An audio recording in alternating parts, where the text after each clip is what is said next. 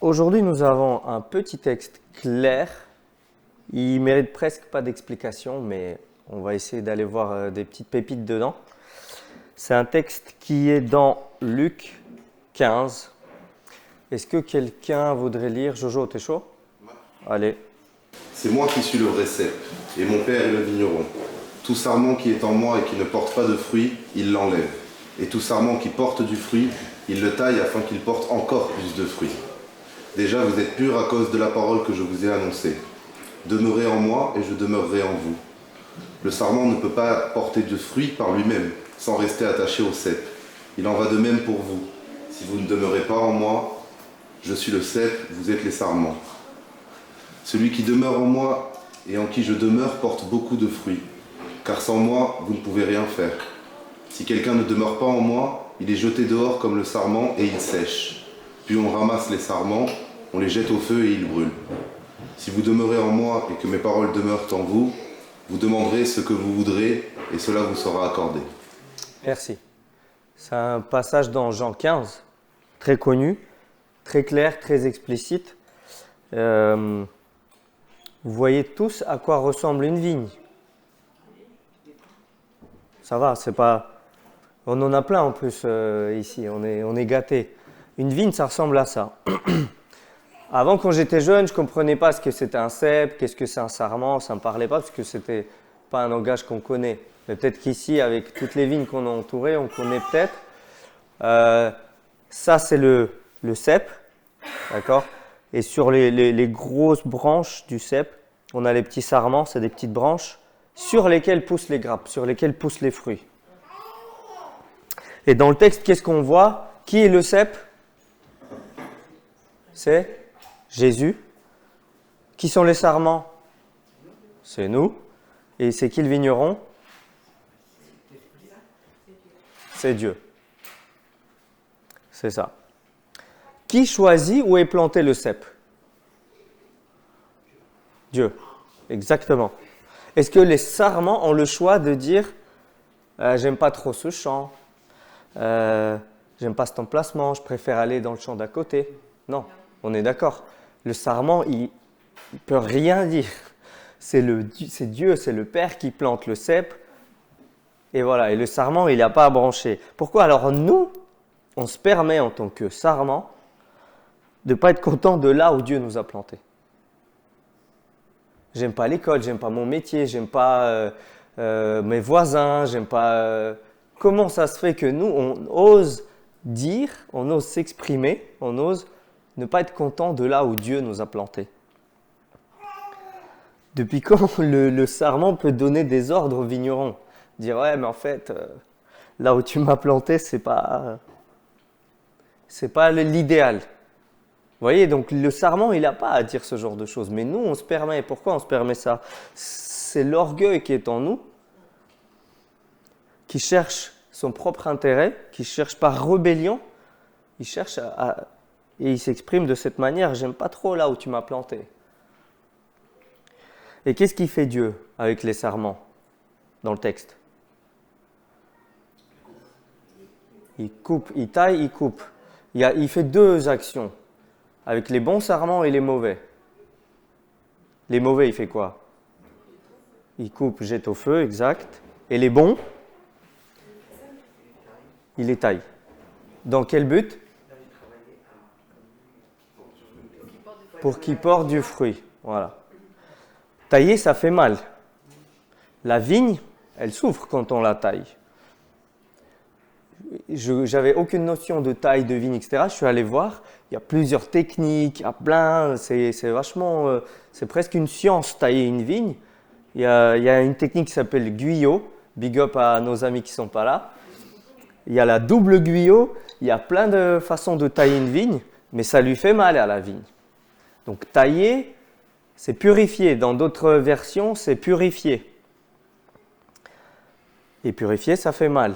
Et ceux qui ont été là dimanche, il y a quelques dimanches où moi j'ai parlé de la purification. Il y a une vidéo peut-être là ou là, pour ceux qui regardent, que vous pouvez suivre. Mais purifier, ça fait mal. Et si, parfois on ne se sent pas taillé, Il y a peut-être des questions à se poser. Est-ce qu'on est le bon sarment ou pas? Parce que Dieu, il taille les bons sarments. Une fois taillés, nous demeurons en Christ, et qu'est-ce qui se passe? Nous devons porter du fruit.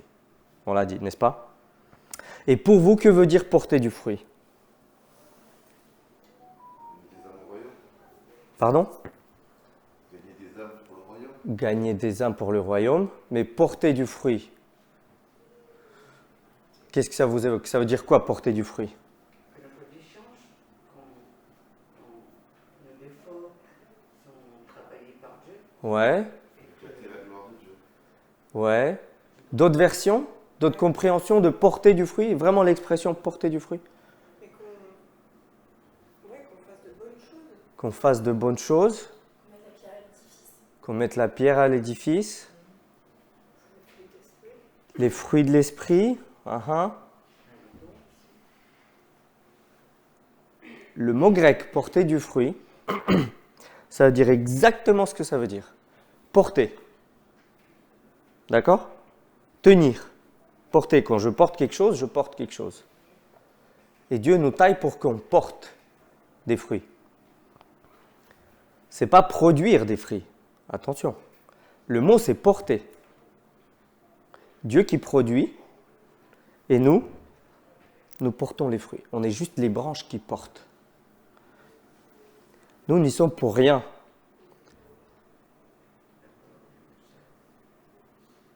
Il n'y a aucune gloire, aucun orgueil à tirer des bons fruits qu'on porte. Pourquoi? Parce que regardez ce qui a marqué. Je suis le cep de la vigne, vous en êtes les sarments. Celui qui demeure en moi, et moi en qui je demeure, portera du fruit en abondance, car sans moi, vous ne pouvez rien faire. Sans Jésus, notre Sauveur, nous ne pouvons absolument rien faire. Nous pouvons essayer aussi fort qu'on veut, être aussi motivés qu'on veut, pour produire de bons fruits, mais sans la sève qui vient du cep, ça ne sera pas durable, ça sera des fruits qui vont s'évaporer comme la fumée. Les vrais fruits profonds, durables, ne seront jamais produits par nous-mêmes. Pourquoi? Parce qu'encore une fois, sans moi, vous ne pouvez rien faire. C'est Jésus qui dit. Il y en a qui ont essayé. Jojo, il a essayé. Il était addict, toi aussi, tu lèves la main, à des substances, au cannabis. Par lui-même, il n'y arrivait pas. Il a fait tous ses efforts. J'en connais d'autres qui ont fait tous leurs efforts possibles. Que ce soit dans l'addiction, dans le pardon. Pardonner des choses, pas le gars qui nous a fait une queue de poisson. On parle du pardon profond, pardonner ses ennemis, pardonner un adultère, pardonner une trahison. Par nous-mêmes, il y a des gens, ils essayent, mais ils n'y arrivent pas. Parce que sans moi, vous ne pouvez rien faire. Sans Jésus, on ne peut rien faire. Alors, ok, on a besoin de Christ pour porter du fruit. Quels sont ces fruits? Maggie, elle nous a dit les fruits de l'esprit. D'accord? Vous les connaissez? Les dons? L'amour, la patience. Ouais. Ils sont là, les fruits de l'esprit. Donc on a l'amour, la joie, la paix, la patience, bienveillance, bonté, fidélité, douceur, maîtrise de soi. Ça, c'est le premier truc qui nous vient à l'esprit, n'est-ce pas, Maggie? Quand on a parlé de fruits, porter du fruit, bim, Galates 5.22, on reconnaît les fruits de l'esprit. Est-ce qu'il y en a d'autres de fruits dans le Nouveau Testament?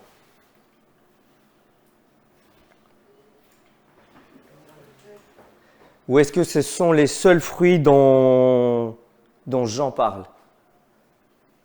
Là, déjà, la liste, elle est bien. Hein. Mais est-ce qu'il y en a d'autres, à votre avis? Oui? Si je le dis, c'est cuit. Ok, logique, très bien. Dans le Nouveau Testament, il y en a plein d'autres fruits. Ça, c'est les fruits de l'esprit, les plus connus, dans Galates 5.22, ok.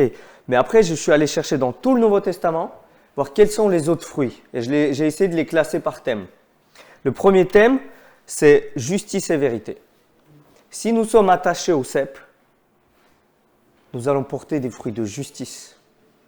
Nous allons être dans la vérité. Autre chose, faire des bonnes œuvres. Vous l'avez dit quand j'ai posé des questions. Mais quelles sont ces bonnes œuvres? Il y en a plein. L'unité, l'humilité, bénissez. On peut se bénir les uns les autres. Le pardon, le vrai pardon. Amour actif, c'est pas juste un amour, ouais, je t'aime en parole, je t'aime dans ma tête. Un amour actif vraiment qui se met en action. Des actions de grâce. Vous savez ce que c'est des actions de grâce? Qu'est-ce qu'une action de grâce? C'est un fruit que nous pouvons porter. Une action de grâce. Mais qu'est-ce qu'une action de grâce? Des idées? C'est louange. Pardon? Louange? Très bien. Un acte de remerciement et de gratitude envers Dieu. On remercie Dieu pour quelque chose. On le loue pour ça. Exactement. On peut se supporter les uns les autres. Il y a des gens qu'on ne peut pas supporter. Et c'est seulement grâce au cep, grâce à Jésus, qu'on peut aller au-delà de ce que l'humain peut. On peut briller dans les ténèbres, on peut briller comme des flammes dans le... Tout ça, c'est des fruits. Dans le Nouveau Testament, fruits et bim. Et on a tout ça. Il y a un autre thème. Le thème, c'est des valeurs morales. Et les valeurs morales sont fidélité, droiture, amabilité. Si on veut être aimable, c'est des fruits qu'on pourrait porter parce qu'on est attaché au cep. Une vie équilibrée, juste, empreinte de piété. On peut avoir de la sagesse pure, aimer la paix, être conciliant, rempli de compassion, sans hypocrisie. Tout ça, ce sont deux fruits que nous pouvons porter et que Dieu veut qu'on porte. Il y a des fruits de la foi aussi. Quels sont ces fruits de la foi? L'espérance. Nous espérons dans ce qu'on ne connaît pas, dans ce qu'on ne voit pas, dans les promesses de Dieu. Et si on n'est pas attaché au cep, ces espérances-là, elles ne peuvent pas être réelles, on ne peut pas les vivre. La foi agissante, la persévérance, sacrifice de louange. C'est une offrande, un acte de louange volontaire délibéré à Dieu. C'est un peu comme les actions de grâce. Tout ça, vous me direz, ça, on peut le mettre en pratique nous-mêmes. D'accord? Bon, ça ira pas à la perfection, même si ça venait de Jésus, mais l'homme, il y a des gens, il y a des voisins qui ne croient pas et qui sont bons, aimables, etc. Ok. Mais il y a des fruits que vraiment on ne peut pas porter sans Christ. Et le Nouveau Testament nous en parle. Rejeter le mal. Ça, c'est un autre thème, c'est des autres fruits. Rejeter le mal, toute malice, toute ruse, toute dissimulation, toute envie, toute médisance. Ça, on a un peu plus de mal. On a vraiment besoin de l'aide du Seigneur pour rejeter le mal. Avoir le mal en horreur, il y en a peu qui l'ont.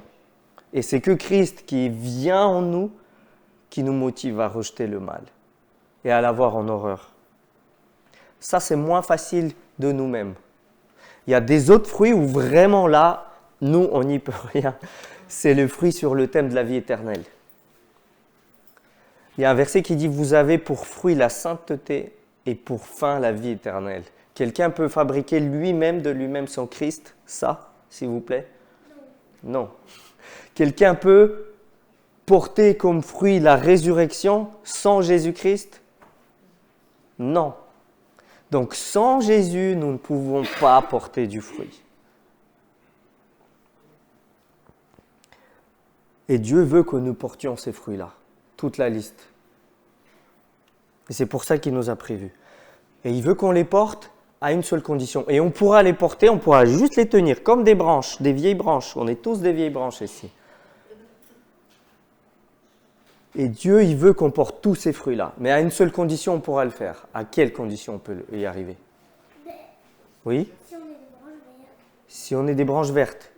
Et comment on est des branches vertes? On l'a vu dans le texte. C'est la sève. Il y a un verbe qui revient plein de fois. Comment on fait pour porter ces fruits? Il y a une condition. Rester, attaché, demeurer. Le mot, c'est vraiment demeurer. Si vous demeurez en moi moi je demeure en vous, et vous portez ces fruits-là. Ok? Comment on demeure en Christ alors? Facile, c'est marqué demeurer. Oui, comment on fait maintenant? Pardon? En gardant en connexion? Ouais, comment on fait concrètement? Prier, chanter, lire la Bible. Combien de fois par jour? Prier combien de fois? Le matin, le soir, à midi, avant les repas? 5, 6, 7. Lire la Bible, combien? Un chapitre, 2 chapitres, 3 par jour? Comment on fait pour demeurer? Alors, demeurer, le mot grec, il a 3 sens. Il peut être utilisé dans 3 manières différentes. La première, c'est en référence à un lieu. Bah oui, demeurer, rester. Ça veut dire séjourner, s'attarder, ne pas partir. On reste, on s'attache à un lieu et on ne bouge pas, on ne part pas, d'accord? Une autre référence, c'est au temps. D'accord? Continuer à être. Ne pas périr, durer, endurer. Donc on dure, on reste attaché à un endroit, on ne bouge pas et ça dure dans le temps. Il y a une troisième référence à un état, à une condition. Je reste le même, je ne change pas. Ne pas devenir autre chose de différent. Vous voyez, demeurer, ça prend toutes les dimensions. Ce n'est pas juste je reste, je pense une fois à Dieu, je lis la Bible. Il y a 3 états. Je reste à un lieu, donc le lieu c'est le cœur. Je suis dans le temps, tout le temps, et je ne change pas. C'est-à-dire que Dieu m'a fait enfant de Dieu et je ne bouge pas. Et je reste là-dedans. C'est ça, demeurer. Soyez toujours en moi et moi je serai en vous. C'est ce que Christ nous dit. Est-ce que quelqu'un connaît l'histoire de Gollum, Seigneur des Anneaux? Vous connaissez? Oui. Qui connaît? Il est moche. Ouais. Vous connaissez Marie et Laurent? Florent? Non, pas trop. Pas trop. À la base, Maggie, tu connais? Un peu. À la base, c'est un hobbit. C'est une race un peu qui ressemble à des humains. Il s'appelle Sméagol. Et Sméagol, il ressemble à ça. Un humain plus ou moins correct. Et un jour, il trouve un anneau qui a des pouvoirs magiques. Et cet anneau l'obsède. Il pense jour et nuit à cet anneau. Quand il l'a, il se sent bien parce qu'il lui apporte des pouvoirs. Quand il le met, il disparaît, il devient invisible. Du coup, il commence à énormément s'attacher à cet anneau et il pense jour et nuit. À tel point qu'il rejette les siens qui lui disent « mais tu deviens un peu fou, qu'est-ce qui se passe ?» Il les rejette, il part, il s'isole avec son anneau et il est obsédé par l'anneau. À tel point que, attention, âme sensible, s'abstenir. Il se transforme littéralement de jour en jour. Cette obsession le transforme, il passe de ça à ça. Et ça, c'est l'anneau qui convoite. Il est devenu fou à cause de l'anneau, mais parce qu'il y pense 24/24. Maintenant, moi, si je vous confie un anneau, une bague, une chevalière, qui vaut 10 millions d'euros, et je vous dis, je te la confie, tu la gardes 30 jours sur toi, et au bout de 30 jours, tu me le rends. Si tu as réussi l'exploit, je te donne 1 million d'euros. Rien de fou, simple. On est d'accord? C'est facile. Mais comment va être votre vie durant ces 30 jours? Est-ce que ça serait possible que vous ne pensiez pas à cet anneau un instant de votre journée?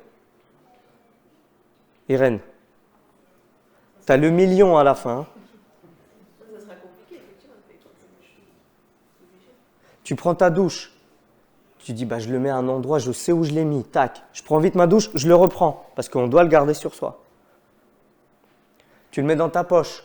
Toutes les 30 secondes, toutes les 10 secondes, tu vas vérifier s'il est dans ta poche. N'est-ce pas? On va être focus, attentif. Parce que tout le monde veut le million à la fin, n'est-ce pas? Du coup, on va y penser. Pourquoi est-ce que nous, on ne fait pas pareil? Avec Dieu. Pourquoi est-ce que dans la journée, nous pouvons oublier complètement l'existence de notre Sauveur? À cause du travail? Parce qu'on se concentre sur autre chose? À cause des loisirs? À cause du stress? À cause de la vie quotidienne? On est dedans, dans ce bain. On a un enfant, bébé en bas âge, on en a 2, on en a 3, etc. Et on oublie. Si on nous donne un challenge avec un anneau et avec de l'argent au bout, on y pensera. Mais dans nos vies de tous les jours, ça nous arrive à oublier Dieu et son existence même à certains moments. Pourquoi est-ce que nous ne sommes pas obsédés, matrixés, comme disent les jeunes, par notre Sauveur? Même obsédé, je me dis, c'est le bon mot ou pas? Attends, du coup, j'ai regardé ce que ça voulait dire le mot obsédé. Être obsédé par, c'est être omnubilé, avoir une idée fixe qui ne bouge pas. Voilà ce que ça veut dire demeurer en Christ. C'est pas juste je lis la Bible une fois, je prie, ou beaucoup je lis la Bible, ou je prie souvent. C'est pas ça. C'est être omnibulé et 24 heures sur 24. Et si vous demeurez, vous porterez du fruit. C'est trop dur. Mais est-ce que c'est impossible? Produire les fruits, c'est le job de Dieu. C'est lui qui va les produire. Nous, on a des responsabilités. Notre responsabilité, c'est de demeurer attaché au cep et ensuite de les porter. Chacun son boulot. Mais est-ce que c'est vraiment possible? Joël a dit que c'était trop dur. Mais oui, surtout quand on joue. Surtout quand on joue. Voilà. Qu'est-ce que vous en pensez, vous? Est-ce que c'est possible ou pas? Tu dis oui? Nous-mêmes, non, c'est pour ça qu'en prière, on demande la grâce de Dieu. Ouais. Le Nouveau Testament, on parle de ça. Hein. J'ai pris 3 versets. Vous allez voir, regardez. Le premier, c'est « Tiens compte de lui pour tout ce que tu entreprends. » Tout. Ce n'est pas des fois, de temps en temps. Tout ce que tu entreprends et te conduira sur le droit chemin. Ça, c'est Ancien Testament. Donc déjà dans l'Ancien Testament, il y avait déjà cette vision, tout. Nouveau Testament, dans tout ce que vous pouvez dire ou faire, agissez au nom du Seigneur Jésus en remerciant Dieu le Père par lui. Tout ce que vous pouvez dire ou faire. Ça ne veut pas dire juste à l'église, juste le matin pendant mon temps spirituel, juste je ne sais pas quand je me concentre. Tout le temps, tout ce qui sort de ma bouche doit demeurer en lui. Ainsi que vous mangiez, que vous buvez, bref. Le bref, il m'a scotché. En gros, bref, on arrête de parler, c'est pas ça. Tout ce que vous faites, quoi que ce soit que vous fassiez, faites tout pour la gloire de Dieu. Il n'y a pas de moment de pause si on veut porter des bons fruits. On ne peut pas dire « Ouais, Seigneur, pardon, je n'ai pas pensé à toi. »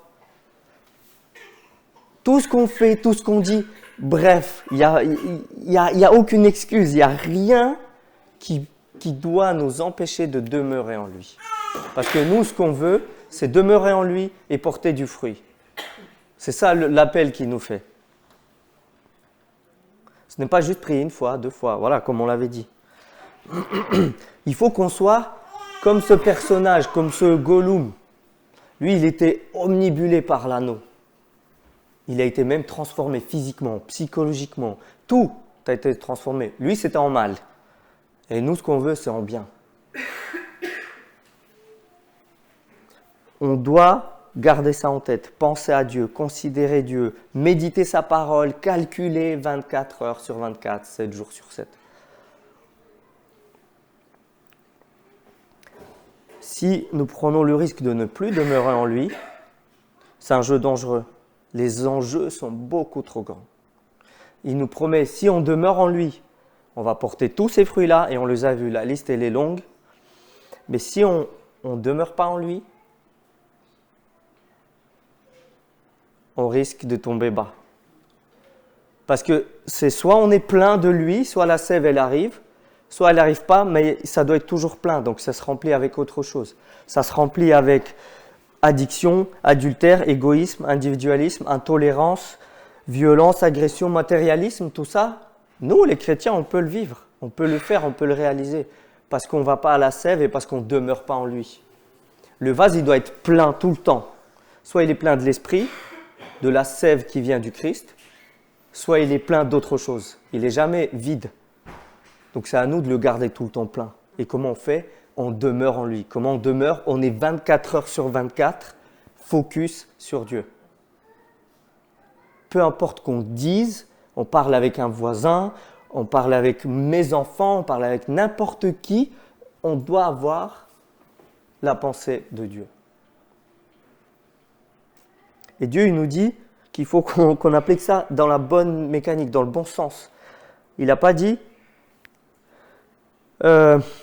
faites par vos propres moyens ou portez des fruits et demeurez en moi. C'est rien d'abord de faire des efforts, je vais être meilleur, je vais faire ça d'abord, je vais essayer.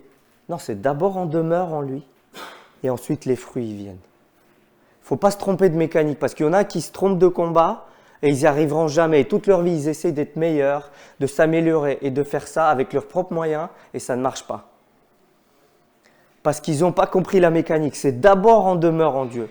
Et demeurer, vous avez vu ce que c'est. Il y a un autre verset qui dit « Soyez remplis d'esprit pour ne pas accomplir les volontés de votre chair. » Il y en a qui le prennent à l'envers. Ils essaient de combattre la chair et après ils demandent l'esprit. Ça ne marche pas non plus. Il faut vraiment avoir la mécanique dans le bon sens. C'est être rempli d'esprit, être enraciné au cep, prendre la sève qui vient de Christ pour derrière porter du fruit, combattre la chair, etc. et tout ce qui vient avec. Tu as parlé de connexion tout à l'heure. Il faut garder tout le temps la connexion. Il faut que le Wi-Fi se coupe jamais. Même la nuit, même en dormant. Le psalmiste nous dit « Je médite ta parole jour et nuit ». Jamais de coupure de connexion parce que c'est trop dangereux pour nous. Et Dieu, ce n'est pas ça qu'il veut. Il veut qu'on porte du fruit. Et si on reste accroché à la sève, il va nous tailler, ça fait mal. Mais dans le but encore de porter plus de fruits. Et c'est le passage, il nous dit ça. Les bons sarments, il les taille pour encore plus de fruits et plus de fruits. Et pas grâce à nous, mais grâce à lui. Grâce à seulement lui. Parce que sans lui, on ne peut rien faire. Voilà les amis ce que je voulais partager avec vous. Est-ce qu'on peut prier? Seigneur mon Dieu, je te remercie pour ta parole qui est d'une simplicité incroyable. Elle est tellement claire. Et notre humanité, elle est tellement dure qui ne veut pas appliquer cette simplicité, Seigneur. Nous te demandons de vraiment nous donner l'esprit en nous, de nous donner ta force, que nous puissions être césarement, fermement accrochés à toi, Seigneur. Que cette sève coule en nous, qui vient de toi, toi seul, car sans toi, vraiment, on ne peut rien faire, Seigneur. On ne peut pas porter de bons fruits, on ne peut pas rayonner autour de nous, on ne peut pas aimer les gens, on ne peut pas pardonner, on ne peut pas nous supporter, nous encourager les uns les autres. Sans toi, on ne peut rien faire, Seigneur. Merci pour ce rappel, merci parce que tu nous montres encore une fois à quel point tu es ce Dieu merveilleux, ce Dieu grand. Et nous, on est insignifiants, Seigneur. On vient à tes pieds pour venir nous accrocher comme ces sarments à toi. Seigneur, viens nous encourager ce matin. Viens nous donner cette vivacité d'esprit, de penser à toi 24 heures sur 24. Quoi qu'on dise, quoi qu'on fasse, de t'avoir toujours dans nos têtes, toujours de te considérer, Seigneur, parce que c'est ça. Ne pas être connecté avec toi, c'est ne pas considérer, c'est oublier qui tu es, oublier qu'est-ce que tu as fait pour nous.